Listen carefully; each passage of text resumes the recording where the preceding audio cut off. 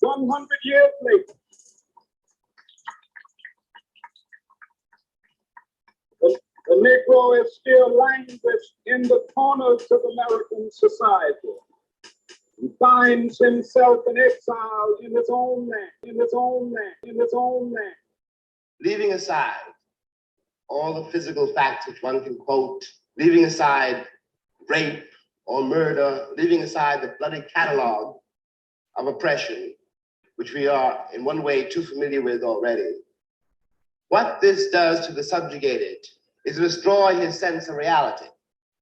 This means, in the case of an American Negro, born in that glittering republic, and in the moment you are born, since you don't know any better, every stick and stone and every face is white, and since you have not yet seen the mirror, you suppose that you are too. It comes as a great shock around the age of 5 or 6 or 7 to discover that Gary Cooper killing off the Indians when you were rooting for Gary Cooper, that the Indians were you, that the Indians were you, that the Indians were you, that the Indians were you, that the Indians were you. It comes as a great shock to discover that the country, which is your birthplace, and to which you owe your life and your identity. Aborigines, which means what? Black folks. You never find a white aborigine. Aborigines are called natives, or they're always dark-skinned people. You and I are aborigines, but you don't let them be called aborigines.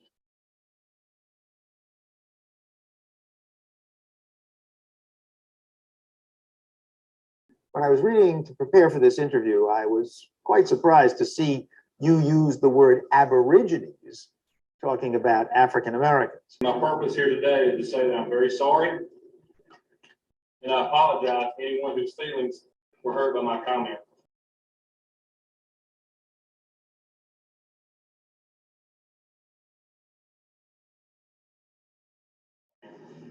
I've made very, very clear I don't know where that comment comes from.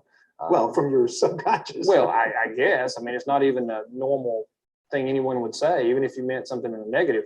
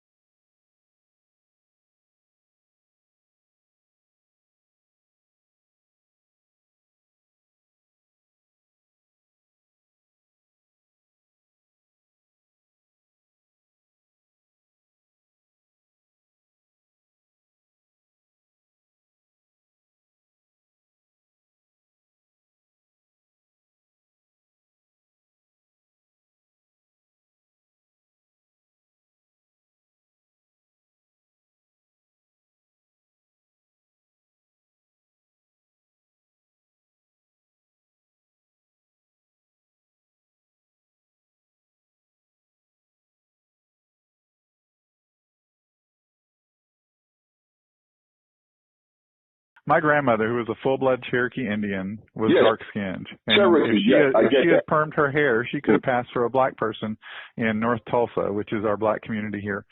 So, yeah, there were dark-skinned people here, but not all dark-skinned people are black.